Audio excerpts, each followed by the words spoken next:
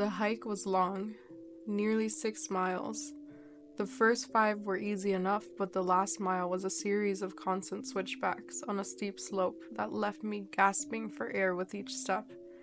We were exhausted and drenched in sweat, but in good spirits when we finally arrived at the top of the ridge shortly before sunset. My friends seemed eager to explore the nearby landscape, and I shared their enthusiasm. From what we heard, the view here was stunning. It was our annual summer camping trip, a rigid tradition that had endured since childhood. My family and the families of my 3 best friends, who also happened to be my neighbors, spent a week in this park every summer. It was a serene environment that allowed one to shed their stress, their worries, and all the troubles of the previous year. Here, next to the sprawling forest of pines and under the shadows of the Appalachian Mountains, we came to forget the problems of life and simply enjoyed ourselves. I had many fond memories of this place that spanned throughout my childhood. Fishing and swimming in lakes, marshmallows and ghost stories over the campfire, hiking along the many trails that covered the park. I looked forward to this trip each and every year. However, this year was slightly different. Our families had stayed at the usual campgrounds while Tony, Aster, Margaret, and I hiked onward to a different area. For many years, we had been told that there was a campground on top of a ridge that offered an absolutely incredible view of the valley below. On more than a few occasions, my friends and I had begged our parents to take us there, but we could never convince them to make the long hike. For our younger siblings, 6 miles was simply too far to walk. At least, that was the excuse they used. Nevertheless, we had collectively convinced our parents to allow us to make the hike alone this year. They had agreed that we were definitely old enough to camp out on our own and wished us well on our journey. Here we are, 5 hours later, on top of the heavily forested ridge and excited to pitch our tents. As soon as we reached the top of the ridge, the dirt path leveled off. There were pine trees on either side of the path that cast long shadows in the evening sun. About 100 yards ahead, the other edge of the ridge could be seen, and we picked up our pace in anticipation of the view. I noticed that there was a small building at the edge of the path that was built very close to the cliff. It looked like a house, and I curiously wondered who would be living up here. Turning my mind back towards the reason we were here, I hurried past the house with my friends and arrived at the opposite end of the ridge. The view was everything we had anticipated. The setting sun illuminated the valley below us. The August grass shone gold and waved with the light breeze that swept through the valley. A few wisps of clouds gently floated through the sky and were illuminated red by the dying beams of sunlight. I heard Aster and Margaret gasp in awe as they admired the landscape. Tony and I stood in silent appreciation, taking in the beauty.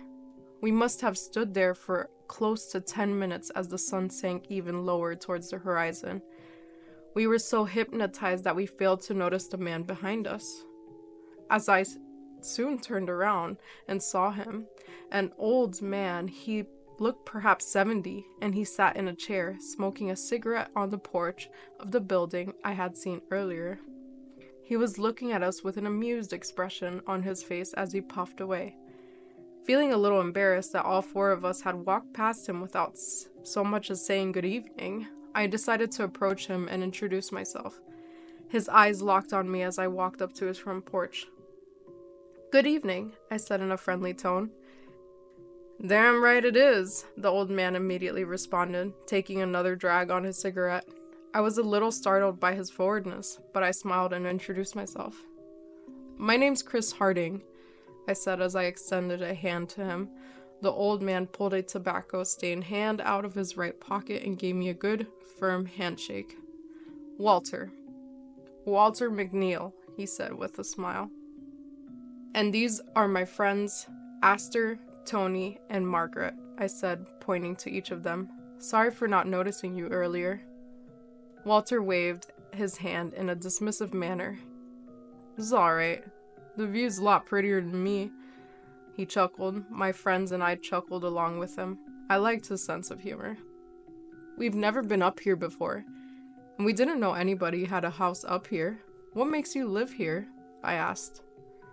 Walter held out his hand, palm upwards, pointing towards the scenery behind us. His eyebrows were raised in amusement. I immediately felt incredibly stupid for asking such a question. Oh, yeah, that's some view, isn't it? I said. It is, ain't it? Best time of the whole damn year, actually. You wouldn't want to be here in January. Winters are something fierce, he stated. Do you live here alone?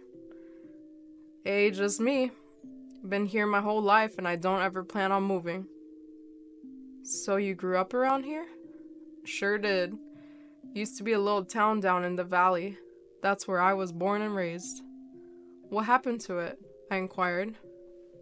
The town, why isn't it there anymore? Well, nothing happened to it so much as it just withered away. All the young folk of my town moved on, didn't want to live their lives in a tiny little town in the middle of nowhere, Walter said with a touch of sadness in his voice. But not you? You didn't want to go anywhere? Nah, not me. Perfectly happy till I'm dead. Walter said nothing further and seemed to go into deep thought. We stood around awkwardly for close to a minute before finally deciding to say goodbye and head to the camping area. We were tired from our hike and needed to pitch our tents and sleep. Excuse me, I said, waking Walter from his silent contemplations. How do we get to the campgrounds from here?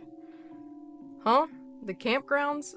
Oh, just follow the trail. They're about half a mile. It goes along the ridge and it'll lead you straight to a clearing where you can set up camp. You'll have to place it all to yourselves. Hardly anybody comes up here anymore. Walter pointed to the right of his house and our eyes followed his finger.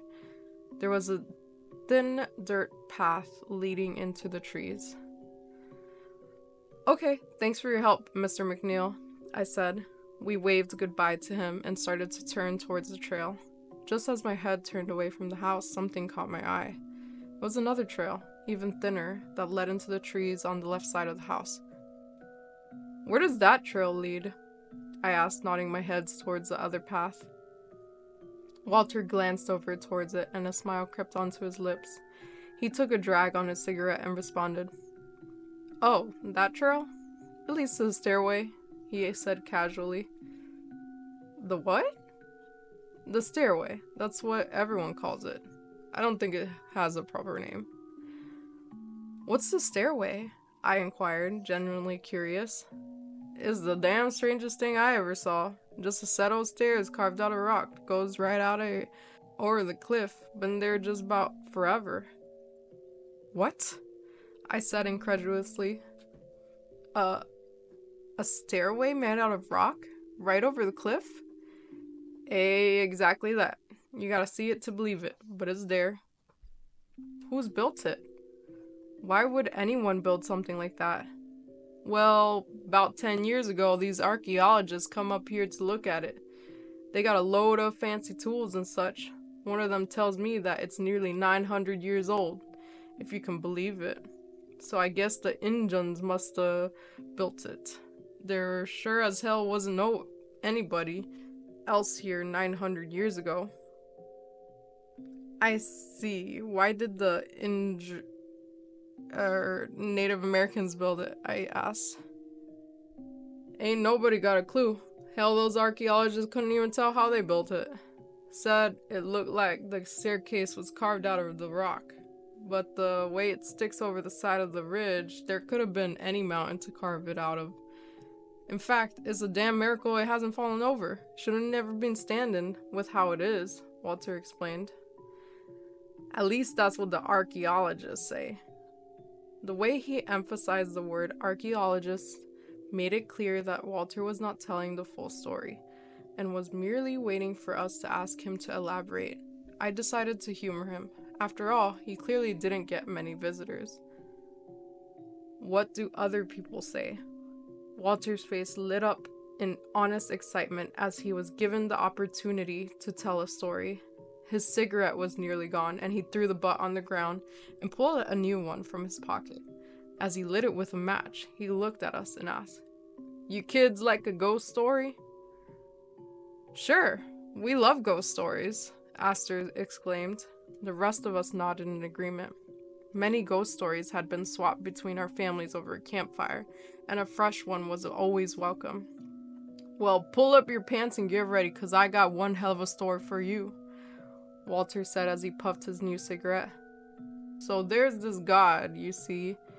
It rules over this land, and..." "Is this a Native American legend?" Margaret cut him off. "To tell you the truth, miss, I don't know. Very well could be, but I don't got a clue where it came from. This is just a story I heard as a boy. Jimmy Dwight's granddad used to tell it when he was drunk as hell and couldn't keep his old mouth shut." Walter laughed hard, and his laughter turned into a wheeze, which turned into a coughing fit that lasted several minutes. When he had finally composed himself, he continued with the story. "So anyways, there's a god that rules over this land, and he's got these spirits under his command. And these spirits, they got a job. When somebody is close to death, when their time has come to speak, these spirits go to the dying man and they help him along. They take him and show him the way to the next life. So they're good spirits, you see. They help people go peacefully." Walter ruminated for a moment. It looked as if he was having trouble remembering the story. Anyways, what was I saying? Oh yeah, there's this good spirits that take dying people away, except one of these spirits was actually no good. He didn't do his job right. He liked it when people died, you see. There was something about it. Something about death he liked. So he starts taking people when it ain't their time. Healthy people, young people. People that got no business dying. And this bad spirit, he killing them. Just for the sake of killing. Ain't that awful? "Yeah, sounds real bad," Tony agreed. "This mean spirit, he goes around killing people for no good reason, and the killing seems to give him power. Makes him stronger. So the god figures that this can't go on any longer, so he banishes him. This bad spirit gets thrown out of God's realm, heaven you could call it. He lands on his ass right in this area. And most of his power is gone too, but not all." "So the evil spirit is still here, roaming around? Is that it?" Aster asked. "You're ahead of me, young lady," Walter responded. "As I said, most of the bad spirit's gone, but not all. He's still got some juice left, and like I said, killing makes him stronger, so he keeps on killing. Except he doesn't bother with individuals no more. That ain't no fun. He likes group of people. Groups he can play with. He taunts them, like a cat taunts a mouse before killing it. And the more the people suffer before they die, the more power he gets. And what does he use his power for, you ask? Well, he uses it to build that damn stairway. Every time he does some poor group of people in, he heads on over to that stairway and uses the power to add an extra step to it. In fact, it's his power that keeps the stairway from falling over. He's been building that stairway for close to 1,000 years. He's a patient little bastard. He's building it upwards so that one day he can get back to heaven and have his revenge." Walter laughed hard again, but thankfully his laughter did not degenerate into another coughing fit. "How's that for a stairway to heaven?" I chuckled at the reference to the song, but I was also impressed by Walter's story. It certainly was a rather creepy tale. It seemed perfectly tailored to scare them. And an evil spirit roaming these lands, only preying on groups of people such as themselves? An excellent ghost story. "And how many steps are on the stairway now? How many groups have come up here and met with a terrible fate?" I asked with an amused tone. There's, Walter trailed off. "Well, I'll be damned if I haven't forgotten. I went out on that stairway when I was young and counted steps, but that was so long ago. I can't remember at all how many steps there are. Of course, you're free to go and find out. Walter's coy offer piqued my interest, and I found that it also interested my friends. He told us that the trail leading to the stairway was only a few hundred yards long, and that we would still have time to see it before the sunset. It didn't take much convincing to get us on the path to see the legendary set of stairs. My mouth hung open in shock. It was exactly as Walter had described it. Even so, I was still completely blown away by what I saw. A large staircase made entirely of gray rock, jutting out over the edge of the ridge. It was steep and had no support as far as I could tell. It looked as if it should fall over at any second. I could tell that my friends were as amazed as I was. I had never seen anything like it in my life. Walter had understated when he called it the damn strangest thing he ever saw.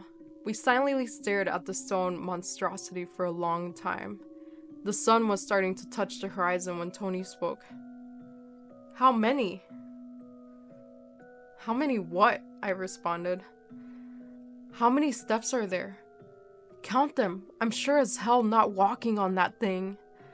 All four of us began counting the stone steps in our heads as the remaining rays of sunlight illuminated the stairway. I lost count once and had to start over. 39, Margaret declared. Tony and Aster agreed with her count. I was the last one to finish my tally of the stairs, and I arrived at the same conclusion. 39, I agreed. 39 groups of people killed by the evil spirit that haunts these lands, Tony said in an overdone spooky voice. We laughed, and Aster mentioned that we should all tell our parents about this place as soon as this week was over. We had a great ghost story to share. The sun finally dipped below the horizon and left behind only a blood-red sky. We decided to head back towards Walter's house and take the path to the campground, promising ourselves that we would come back to see the stairways at least once before the week was over. The walk to the campground was fairly uneventful. We saw Walter again as we passed by his house and told him that there were 39 steps on the stairway. He mumbled something along the lines of, "Sounds about right," before bidding us goodnight and heading into his house. It took us less than 15 minutes to walk the half-mile path to the camping area. In the fading twilight, we chatted and did our best to spook each other with dreadful stories of the evil spirit that lurked in these woods. About halfway through the walk, Tony had spotted the dirty skeleton of a squirrel laying just off the path. Aster, the most squeamish member of our group, had been unwilling to so much as look at it, so Tony had picked up the skull and chased her with it, laughing as she let out angry cries of disgust.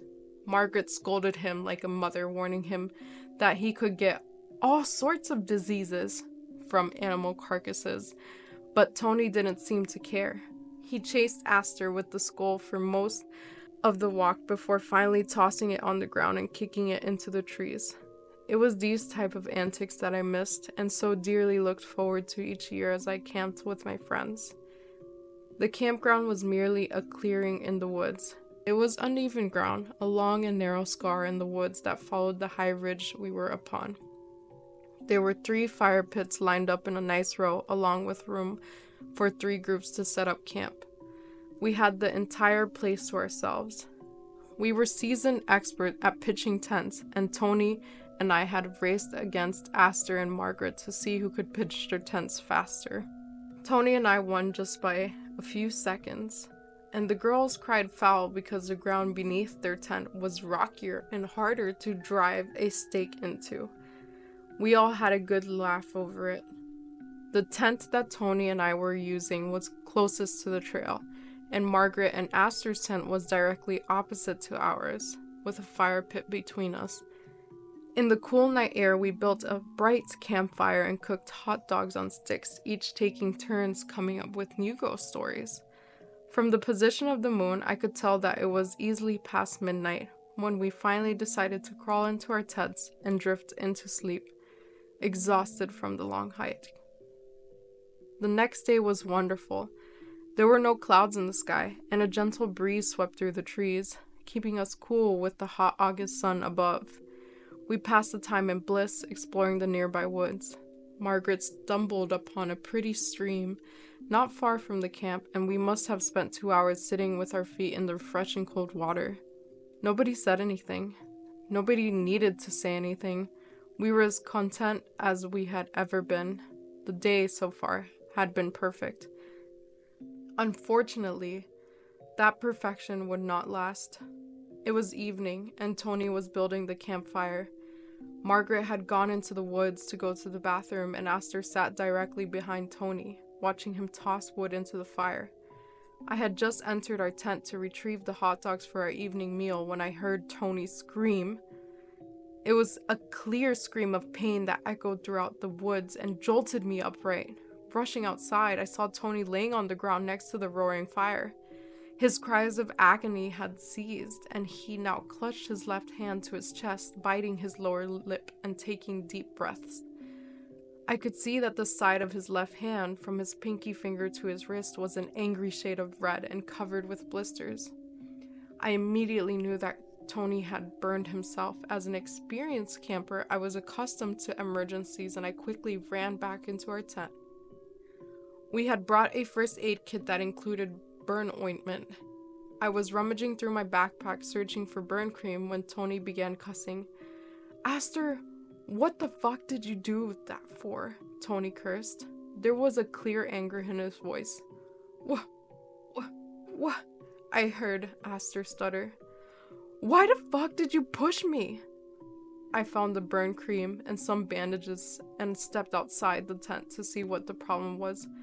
Tony's face had become red with rage, and Aster stood with a shocked expression on her face. Tony looked at me while pointing at Aster.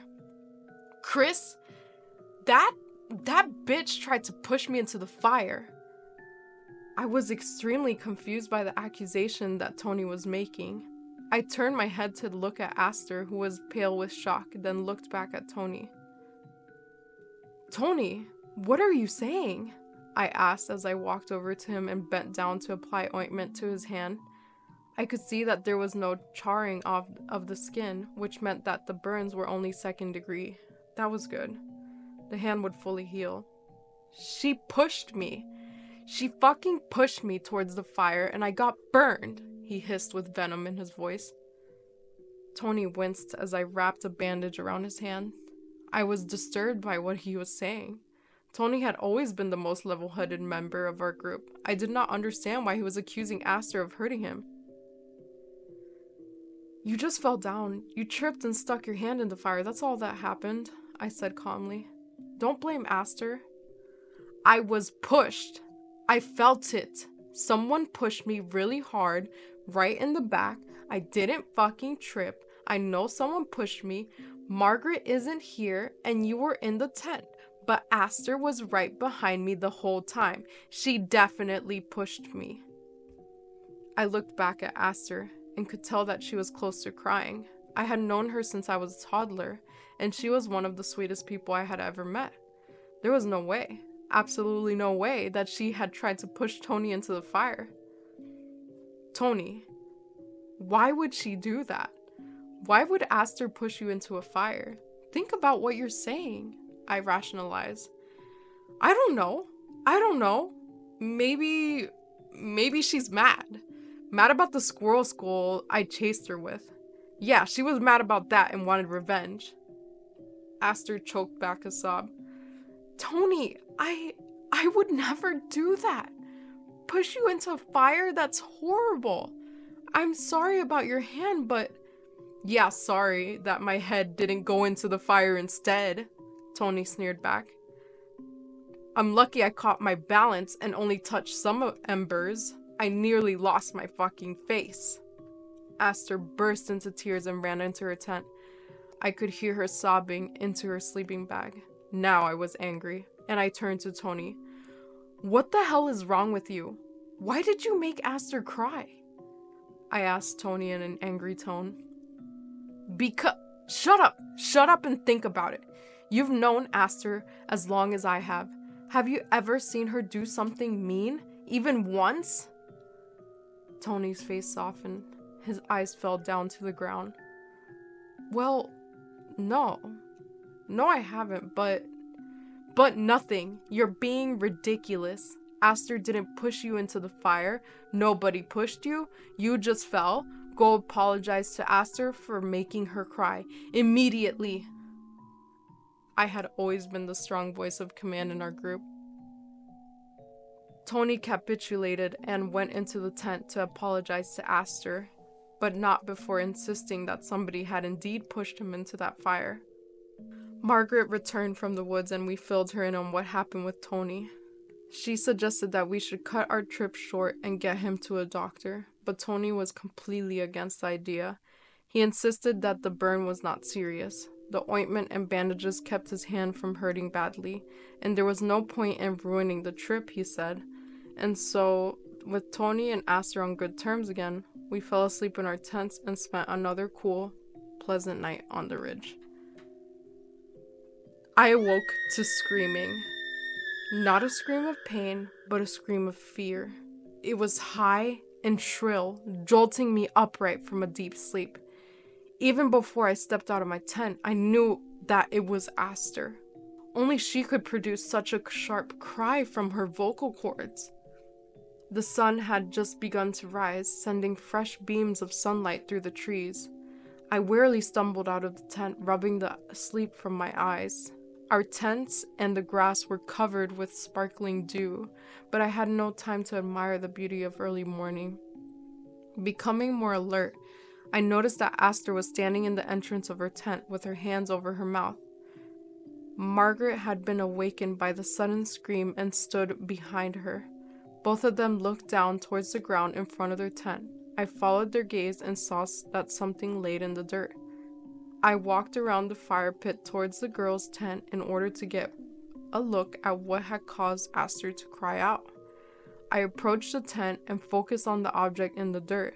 When I could clearly see what it was, I recoiled in disgust. It was a squirrel's skull. And not just the skull, to be precise. The entire skeleton was there as well, laid out in a sickening pose that made it appear to be dancing. It looked exactly like the squirrel skeleton we had seen on the first night, except the skeleton was clean. Its bones were bright white and it did not have a single speck of dirt on them, as if somebody had rigorously scrubbed each and every one, carefully making sure that any impurities were removed, leaving a shiny white pile of bones perfectly laid out in front of Aster's tent. Aster continues to gasp in horror and disgust as Tony stepped out of our tent and walked towards us with a concerned look on his face. "What's wrong? What's going on?" he asked. Aster wrenched her gaze from the skeleton and looked at Tony as he approached. The expression on her face turned from terror to anger. "What's wrong? What's wrong?" Aster screamed hysterically. "As if you don't fucking know." Tony looked confused. He stood next to me and peered down at the ground, seeing the skeleton for the first time. "You're such a fucking asshole, Tony. I thought we made up last night. You said you were sorry for blaming me. What a fucking liar. Fuck you." I absolutely agreed with Aster.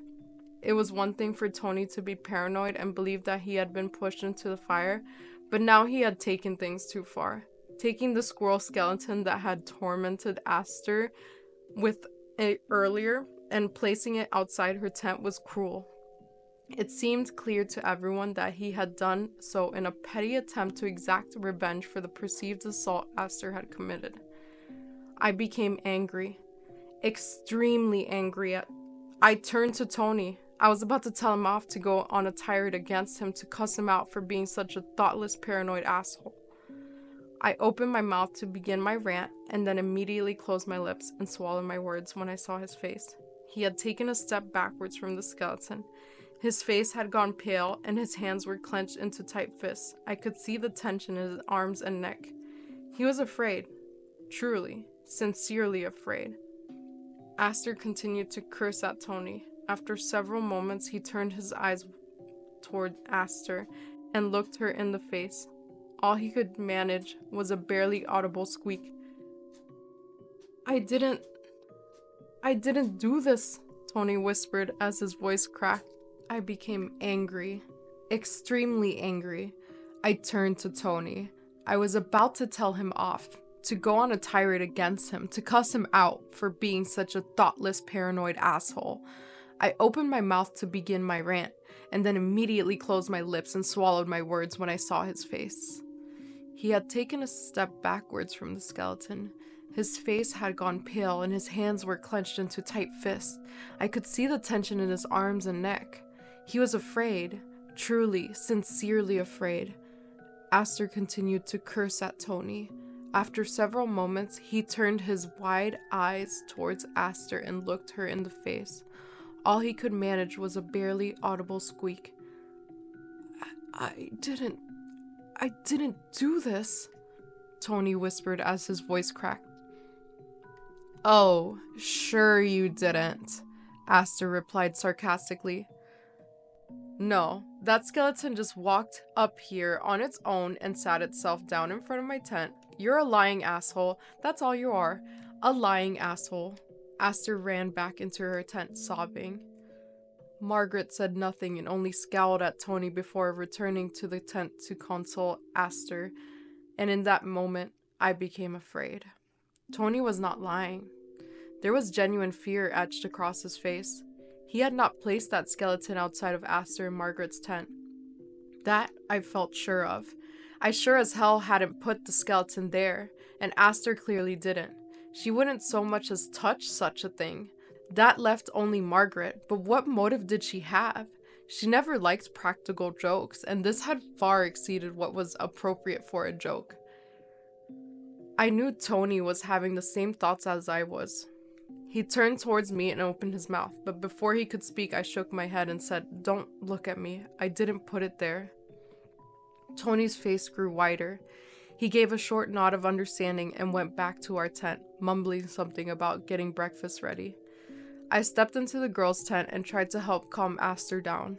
I told her that I honestly thought Tony hadn't put the skeleton there, but she could not be reasoned with. In between bouts of crying, she merely kept repeating, "Somebody put it there! Somebody put it there!" The rest of the day went by without more incidents, but the damage had already been done. Aster refused to speak to Tony and hardly left the tent. Margaret again suggested that we cut the trip short. This time I agreed. I was unsettled, to say the least, and wanted nothing more than to get the hell away from this place. There was something going on here, something no good, and I did not care to find out what it was. That evening, we ate our dinner in silence. Aster remained in her tent and spoke only to Margaret. Before the sun had set, we were all in our tents, attempting to fall asleep. The plan was to wake up at the crack of dawn, pack up our supplies, and leave. Nobody wanted to stay here any longer. As I laid in the tent next to Tony, wrapped in my sleeping bag and waiting for sleep to take hold, my mind wandered in the manner that minds are prone to do. For a moment, just a brief moment, I allowed my mind to consider the unthinkable. He likes group of old people. Groups he can play with. He taunts them like a cat taunts a mouse before killing it. And the more the people suffer before they die, the more power he gets. That was what that old man, Walter McNeil, had said, wasn't it? Well, here they were. A group of 4 people out in the woods, and there was certainly suffering going on. Tony's hand looked like a fried lobster. Aster was an emotional wreck that couldn't stop sobbing. Margaret and Aster were angry at Tony, and Tony and I were scared to death because we knew that we had not put that skeleton outside the tent. I shivered and pushed the thought away. Here I was, letting an old man's ghost story get to me. But no matter how hard I tried, I couldn't push it away completely. The subtle fear remained, the constant what if in the back of my mind. I remembered what Aster had kept repeating this morning. "Somebody put it there." And what had Tony said the day before? "Somebody pushed me!" Somebody or something. And with that thought, sleep took me. There exists a sound so monstrous, so utterly horrid, that no human ears should have ever suffered through it. A sound that woke me from my uneasy sleep and infected my soul, spreading absolute terror throughout every limb. The moment I heard it, my entire body went numb. I was paralyzed with fear, truly paralyzed. I could not move my body. To twitch even a muscle was a task as impossible as gliding through the air like a bird. No words in the English language exist that can describe this sound. The closest description I can give is the noise of 100 bloodthirsty wolves howling at the moon, sent through an audio distorter such as the kind used as rock concert, and then played at maximum volume. The ground beneath my sleeping bag vibrated, and it felt as if the hounds of hell walked the earth around me. Such was the sound that ended my slumber. I felt Tony next to me, as rigid as I was. I could not so much as move my lips to cry out in fear. No sooner had the sound started before it ended, leaving behind a horrible silence. Then a new sound took its place, much quieter, much less bone-chilling, but horrible nonetheless. It was the sound of Margaret's screams. I suddenly snapped out of my paralysis. My body was free again. I felt Tony bolt upright next to me. My left hand went down to the tent floor next to my sleeping bag, blindly searching for my flashlight. I always kept a flashlight right beside my sleeping bag. My hand finally touched it and I grabbed the flashlight, switched it on, and ran out of the tent. Fire! That was the first thing I saw. The brown summer grass around us was on fire. I knew that we had left embers smoldering in the fire pit before we retired to our tents, but there was at least 5 feet of dirt surrounding the pit. Embers could have not accidentally started this blaze. I looked across from our tent and saw that Margaret and Aster's tent had collapsed. I ran straight towards it, running through the smoking, fiery grass that surrounded us. Margaret's wails continued, but they seemed to be getting further away. Aster was still in the tent, thrashing around and yelling for help. I got to the tent and picked up the fabric, allowing Aster to exit. When I raised the tent back up, I saw that the backside of it had been torn to shreds. 4 long gash marks ran across the entire side. "It got her! It got Margaret! It took her!" Aster cried. Her words were barely understandable through her hysterical sobs of terror. I shined my flashlight over the tent and across the clearing, and my blood ran cold. Margaret screamed as she was dragged across the ground. She was being pulled feet first into the forest, her head scraping against the rough, stony ground. I caught only a brief glimpse of the thing that held her leg. It was dark, pure black. It was a person, or a beast, or both. I couldn't tell. It had no defined form. It was like a shadow, except even less than a shadow. It had no substance, no depth. It looked like 2-dimensional drawings of a dark monster. Margaret disappeared into the pine forest, but her screams continued. Somehow, through all the fear, terror, and shock I felt, I was still able to run. A sort of blind fury took over me. Now I wasn't just afraid. Now I was angry. Angry at that thing that tormented my friends and I, that had taken Margaret from her tent as she slept. I sprinted, faster than I had ever sprinted before. I sprinted after Margaret. I forgot about Tony. I forgot about Aster. The only thing that mattered was saving Margaret from the dark beast that had her. I tore across the clearing and into the trees, following Margaret's screams. I held my flashlight ahead of me. I could see her. She was still being dragged across the forest floor. I willed my legs to pump faster. I ducked under branches, leapt over logs, and narrowly avoided crashing into trees. Yet no matter how hard I worked my legs, no matter how much energy I expended in pursuit of the unknown beast, Margaret grew further and further away. After a while, I could only see her head, still being smacked by the uneven ground. Soon, even her head disappeared, and I had only her screams to guide me. But those grew even fainter, and I realized that I would not be able to save her. When I couldn't run any longer, I stopped and bent over, gasping for air. Margaret's screams continued to grow more and more distant.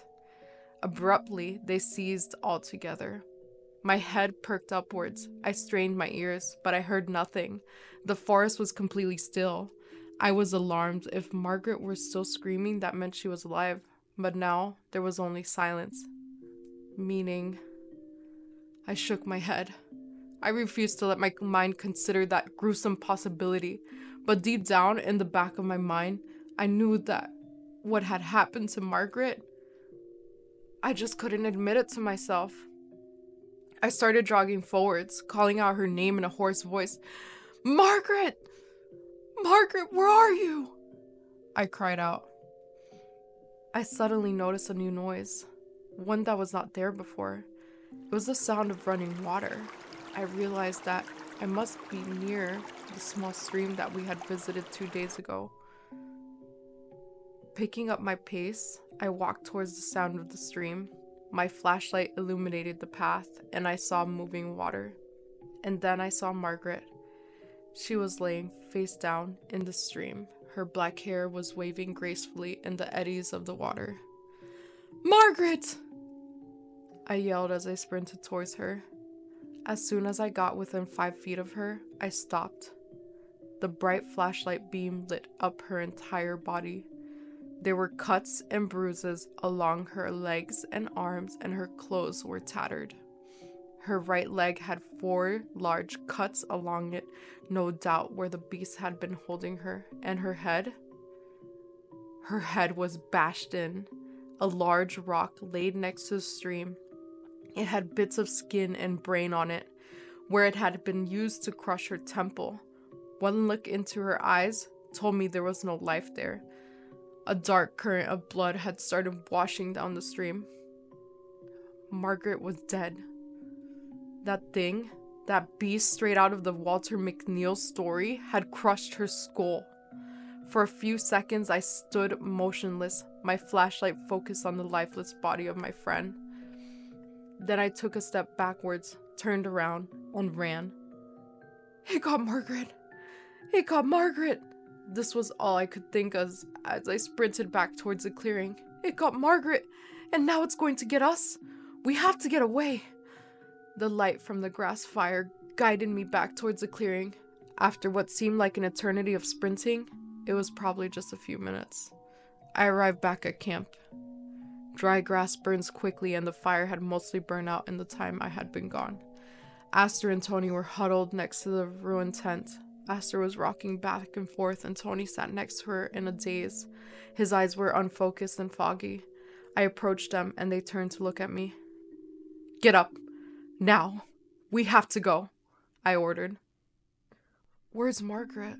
Tony asked, in a voice that sounded very far away. Margaret's gone. Let's go. It was a considerable effort to keep my voice calm. Gone? What do you mean gone? Aster cried out. She's fucking gone. Get up and go.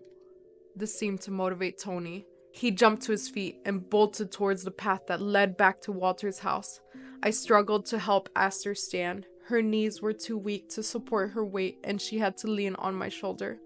Tony, wait! Aster sobbed. Just let him go. We need to leave. Walk with me, I commanded her. Slowly but surely, we managed our way towards the path. My eyes darted back and forth, searching for any danger, any sign of it. My anger was back. It had killed my friend, one of my best friends since childhood, and I hated it for that. I hated it with all my soul, but now was not the time for hate. I needed to ensure our survival. Margaret was gone, but we could still save ourselves. We entered the dark trail. I held my flashlight in my left hand, and my right side supported Aster. The dirt path took a sharp curve, and we rounded it as quickly as we could. When we came fully around the corner, the bright beam of light from my flashlight revealed a grisly sight. Tony was up in one of the pine trees. His feet dangled about 4 feet from the ground. He had been completely impaled on the many branches that grew from the tree. Thinner, weaker branches had snapped off, but the thicker, sturdier ones had held strong and penetrated his body. He had been forced completely up to the trunk of the tree, one branch protruded directly through the center of his neck. Another stuck out through the right of his chest, revealing a horribly bent ribcage. His head hung downwards at an odd angle. All the pine needles nearby were speckled with blood, and a steady drip, drip, drip could be heard as warm liquid spilled from his fresh corpse. I felt puke climb into my throat, but I forced it back down. I grabbed Aster by the arm and gave her a rough pull. "Just keep walking. Don't look at him," I said in a shaky voice. But Aster would not move. She stood rooted to the spot, her face deathly white and her eyes wide with shock. "Aster, we need to go now. We can still get away," I pleaded with her. She took 2 steps towards the body of Tony and then ran the other way.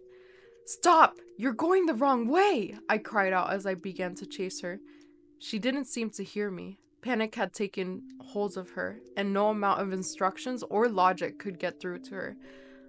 I tore after her, but I was already exhausted from chasing after Margaret and I couldn't keep up. Aster had always been a better runner than me. She sprinted across the camp clearing in a blind panic as I begged her to stop. When she disappeared into the woods at the opposite end of the camp, I followed her in.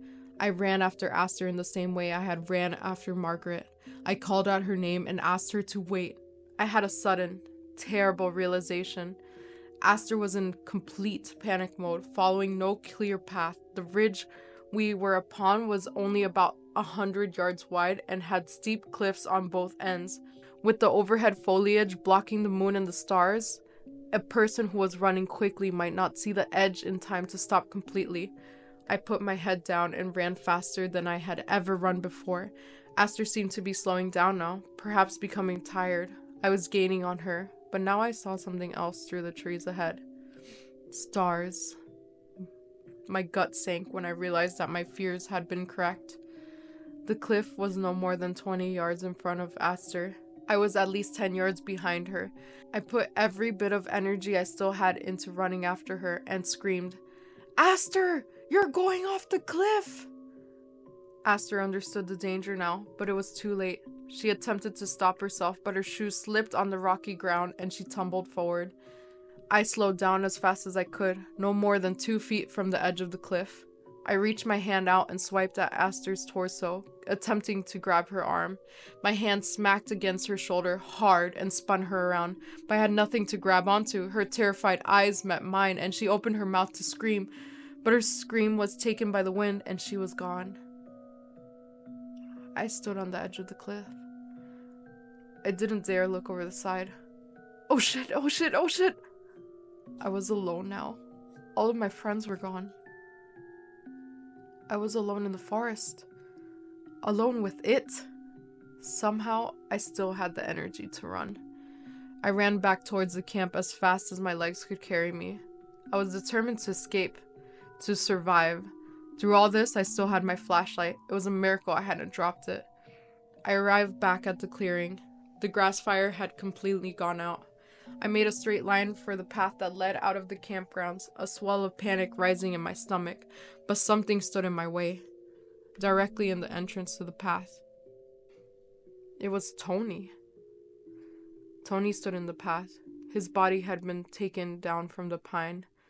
The branches through his throat and chest were still there. They had been snapped off the tree. Blood still ran from the open wounds on his body. Behind him, I could see it. The thing that dragged Margaret to her death. The thing that had impaled Tony upon the tree. The black, two-dimensional being that had terrorized us. Strangely, it was somehow transparent. I could see it, but I could see everything behind it. It held Tony's body up like a puppet. His head lolled to one side and then turned upwards and looked at me with blank, dead eyes. Tony's mouth curved into a grin, but it was not a grin of his own. It looked as if his cheeks had merely been forced upwards by an outside force. Then Tony laughed. It wasn't a real laugh. It sounded as if air was simply being forced through his mangled vocal cords by the thing holding him up. His smile dropped, and then he spoke.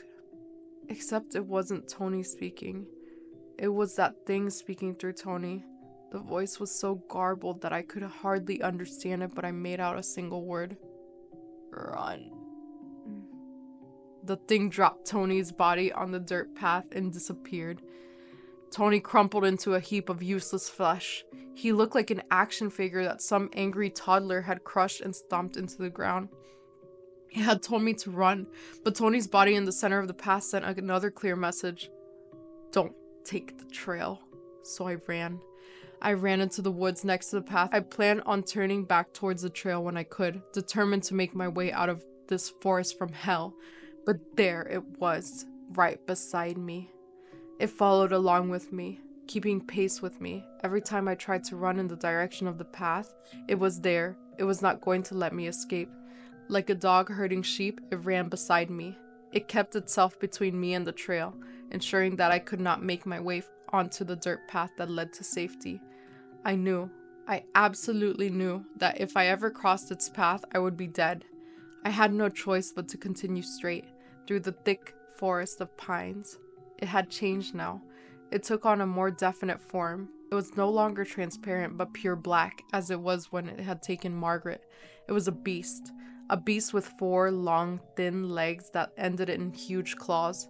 Its snout was lengthy and pointed, and its back was horribly arched. It lumbered along beside me, mad with thirst for the kill. I looked ahead and saw stars. I was nearing the other edge of the ridge, and if I did not change direction soon, I would go over the edge, just as Aster had. I curved my path to the left away from the trail, but it was there too. It had disappeared from my right side and appeared on my left, continuing to herd me straight ahead. There was only one direction it wanted me to go. He taunts him, like a cat taunts a mouse before killing it. The words of Walter McNeil echoed through my mind as I ground to a halt mere inches from the cliff. I turned around to face the horror that pursued me. My mind was completely empty. I had no more sense left in me. There was nothing I could do to protect myself. It stayed in the trees, several feet from the edge of the ridge, prowling back and forth like a giant cat as its hideously long claws scraped against the rocks on the ground. I didn't dare to try to run anymore. Every potential path of escape was blocked. I saw its mouth open wide to reveal a set of monstrous black teeth. It curled back onto its hind legs and looked like a spring that was waiting to be set loose. Its hind legs thrusted forward with enormous power, and it leapt at me from the trees. Sharp teeth bit into my chest as it crashed into my torso and took me over the ledge. Walter McNeil awoke with the sun creeping over the horizon. He hadn't slept well. Not well at all. Halfway through the night, he had heard something awful. A horrible noise that seemed to come from the direction of the camp where those kids were staying. He thought he had dreamt of it, but he wasn't completely sure. Stepping out onto his front porch, he pulled a cigarette from his pocket and lit it. He felt uneasy. He couldn't quite place his finger on it, but something was horribly off. For some reason, on this morning, he felt drawn to it. Drawn to that damned stairway that stood so defiantly over the ridge. Perhaps it was the horrible noise that had awakened him in the night. Perhaps it was the fact that there was no smoke creeping up over the nearby campgrounds, as it had the past 2 mornings while those kids were camping. Walter walked along the short, narrow path that led to the stairway. The rising sun illuminated it, and to him, it was beautiful. It looked just like it had when he was a boy. It was exactly how he remembered it. Walter placed his foot on the first step and began climbing. In his mind, he counted the steps. 1, 2, 3, 4. Any other man would be afraid to do such a thing, to climb out an impossible stairway over a large cliff that looked as if it should fall over it at any moment. But Walter knew it was safe. It had been there for 900 years and it had not fallen over. At least that's what those archaeologists claim. And he had climbed out on it when he was a boy, hadn't he? It hadn't fallen over then. No, the stairway would not falter to the weight of Walter McNeil. It had been there when he was born and would remain long after he had died. Walter hesitated before taking the last step. Carefully, he raised himself onto the final step and peered out over the valley. It was a beautiful view, better than the one he enjoyed from his porch. The sun illuminated the valley below in a splendid swirl of colors. But suddenly, a darkness came over him. His skin tightened, and goosebumps broke out over his arms. This place was no good. He could feel that. For the first time in his life, he could tell that the stairway was not something he should disturb. Walter quickly rushed down the steps, taking them 2 at a time. It wasn't until he was back on the trail to his house that he felt better. When the sense of darkness finally left him, he laughed out loud in the morning air. What an old fool he was. Scared of a stupid hunk of rock that some crazy Injuns built 1,000 years ago. Nevertheless, his mind returned to that feeling of dread that had overcome him on the top of the stairway. He thought back to the story he had told those kids a few days before. Walter shuddered and decided not to think about it any longer. He had lived in that house for nearly 50 years and had not a single whiff of the supernatural. Because it doesn't go after individual people, only groups, his subconscious goaded him. He shoved the thought out of his mind. That ridiculous story came from a superstitious old drunkard. It wasn't even worth considering. Stairway to heaven, my ass. But in his heart, he knew that nothing could completely wash away the fear he now felt towards that place. The fear that had invaded his soul and taken root like a weed as soon as he arrived at the final step of the stairway. He could ignore it, rationalize it, explain it away as best as he could, but the seed of doubt would never leave. Kids these days can't even count right. What good is school anyways? He thought to himself. Yeah, that's it. They just miscounted. Couldn't see it right in the setting sun. That's what happened. That must be it, he said out loud, attempting to console himself. That must be it. Because there were exactly 40 steps on that damn stairway.